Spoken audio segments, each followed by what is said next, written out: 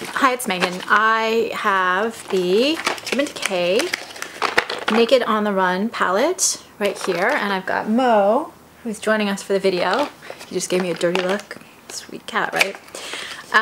This is what it looks like. So this is $54. It's 0.73 ounce.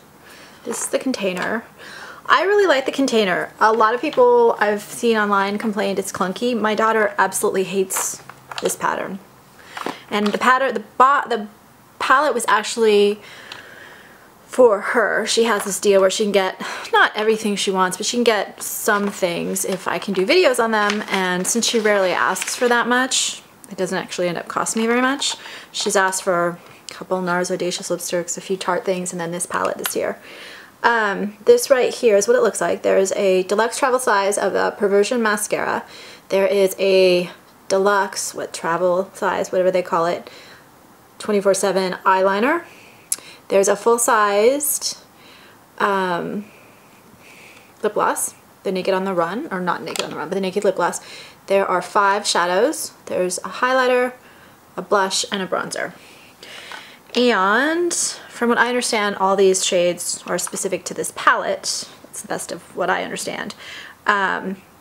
This was what I got, what my daughter got when I had the $20 off, $50 at Sephora. I said, do you want anything to her? And she said, no, wait, let me look. Oh, yeah, I really want this. So what do I think? And anytime we do videos or whatever, there's always bias involved, so I'm just going to warn you right now, this is a very biased video. First of all, I'm a fan of Urban Decay. My daughter is a fan of Urban Decay, but specifically only of the Naked line. And I really like the Naked line too. I'm a working mom, and anything that I consider high quality, quick and easy, and idiot proof is for me. And I also like the natural look a lot of times, just because then I don't have to worry about where I'm going during the day. It always works. So what do I think? I guess I'll go through the whole thing top to bottom, but first I'll start with just sizes. So the 5 eyeshadows are 0.04 ounce, and then the eyeliner is 0.03 ounce compared to 0.04 ounce for the full size. The mascara is, let me show you, I have a deluxe sample. Oh God, it's not going to come out now. This is the mascara.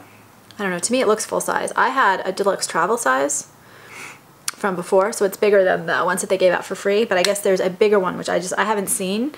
I think you have to order it online. I don't think it's in stores. I haven't ordered it, so I haven't seen it. And then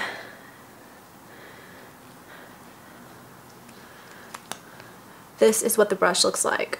And I didn't open the new one just because I know, and it kind of goes on like this. What I think about this, and I've got it on my lashes right now, what I think of this mascara is that it's good. It reminds me of my new favorite, the L'Oreal Manga lip liner or mascara, but I find I have to be really careful in the application so that I don't get any clumping. If I'm careful, it applies beautifully, flawlessly. I also feel like it's not super black, which I would have expected with the Perversion. I feel like it's a charcoaly black, which I don't have a problem with. It's just not what I think that it was advertised as. So I like it, but I don't love it. Having said that, very hard to please on the mascara front. I like most mascaras. I don't love any of them. The next one, this is Stag. This is the kind of shade I'm always looking for. This is a dark brown, and it's right there. It's got a cool undertone, and I found it just applied beautifully, personally. These obviously set very quickly, not so quick that you can't kind of blend them and soften them, and I did that. I did Stag on the upper lash line right here, and then I mixed in a little bit of one of the shadows too, just to soften the line a little bit. But these last great on me. I can actually wear these to my sweaty yoga class and usually survive without smudges, and they last about 8 hours on, which I think is pretty good. This is the kind of color that I love, and it also kind of is what I think the palette has as its major strength. One major strength is that the colors are all super wearable and they're super high quality and they're really pretty. But the other strength is that it really straddles the line between warm and cool shades, which I have warmer shades. My daughter has cooler undertones, and I find buying stuff for her is a little bit harder these days because so many palettes and collections are leaning warmer, where when I was growing up I felt like everything leaned cooler. whatever. It's just makeup, right? Okay, Sesso. This is the gloss. And I have a bunch of these glosses. This is limited, or right now, it may not be limited edition. Right now it's only available in the palette. So this, I just dropped some. This is what the wand looks like. And the color is a warm tone, kind of a medium to medium dark pink plum. And it almost has like a pearl in it. Like a light pearl. And this is on my lips. It lasts about almost 2 hours on me, which is long for a gloss on me. I really like the Naked lip glosses a lot. But having said that, not everyone does.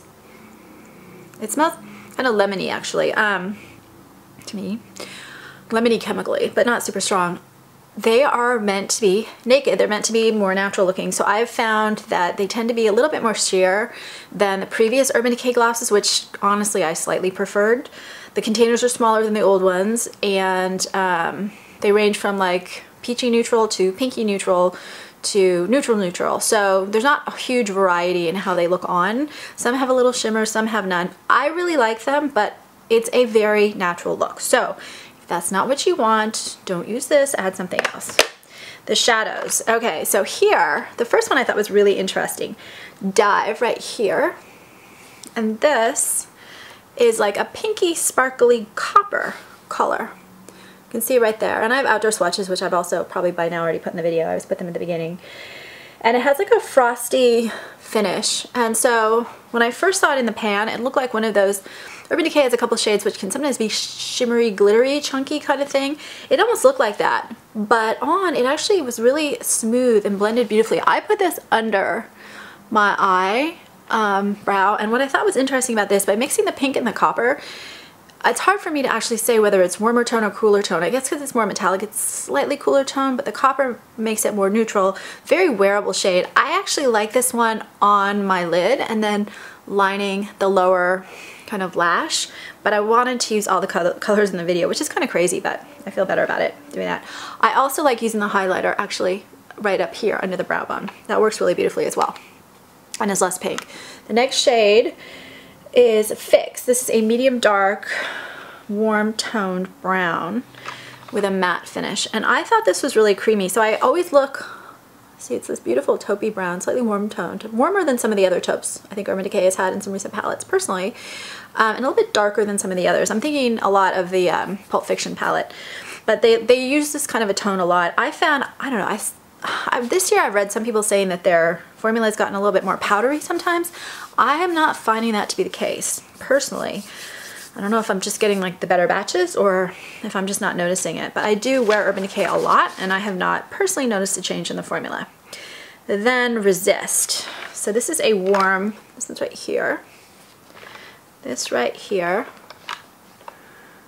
is a warm golden taupe, and it's back to the metallics. So that one I put right down here, and you can see it's a golden taupe, but it still has sort of a coolness to it, which is kind of cool. This I line my lower lash line with. The next one is beautiful, beautiful. This is Dare. This is a muted dark brown, and it's a matte finish. I didn't get the best swatch there.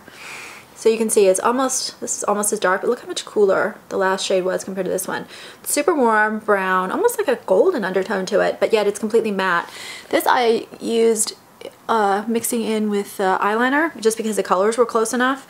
But this is really, really a gorgeous color, used as an eyeliner, used in the crease. It's just, I love this. This might be my favorite shade, which, I don't know, I'm a sucker for the warm matte browns.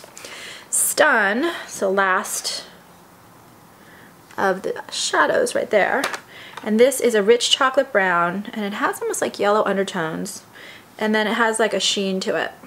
Let's see right there, showing the darker shades. You can see that they are all very, very different. Cool, warm, kind of a warmer one, and these can also be blended away if you want a lighter look.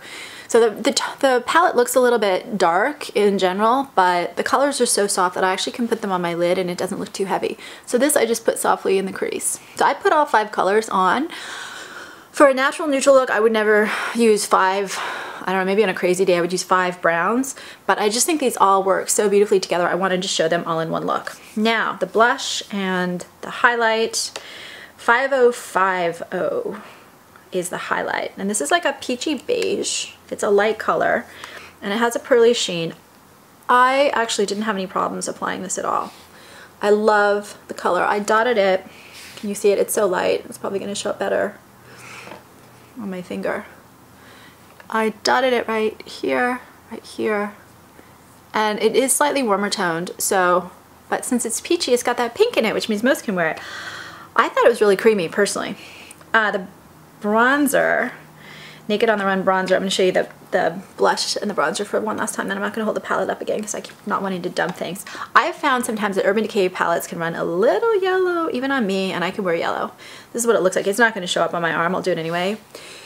This one does, yeah, I can show up a little. This one does run a little yellow, but it's almost like a burnt yellow, burnt orangey, bronzy yellow. So I found, and I've got that kind of used as just a shader, but it's a matte one, and I love matte bronzers. I think this one's a softer color, so it might not work on everyone if you've got super dark skin, but I think even with people with reasonably dark skin, it'll work as a great contour, which is what I use a lot of the matte blushes for, and I can do that given that I have warmer undertones. A lot of the contour shades sometimes can look ashy on me, so this one I actually really like this color, and I've not been the biggest fan in general of the Urban Decay bronzers. I think it's just a softer, more usable shade, but might not work as well on darker people. Then the blush, this is a bright light to medium pink, and it definitely has kind of more of a satin finish, and it's a really kind of, you can see the bluishness to it, so it almost adds like a purple tone to it. And this I have on my cheeks. I just thought it was a really pretty, soft, wearable, great pink. Anything that's too pink I kind of blanch from, but the fact that they've got so many really great matte shades mixed in with just a little shimmer, to me, I mean, this is the look you get. I really, really, really like it, and my daughter absolutely adores it, which was the point. But if you like this type of thing, you will like it. If you don't, you will hate it, which is always the case. But this is one that I really have mostly only good things to say about. Please subscribe on YouTube, and I've continued putting my book Masks, which is about makeup and the masks we wear, on YouTube. I think I'm up to chapter 11 now, and I'll put the links to those in the description of this video. Thanks.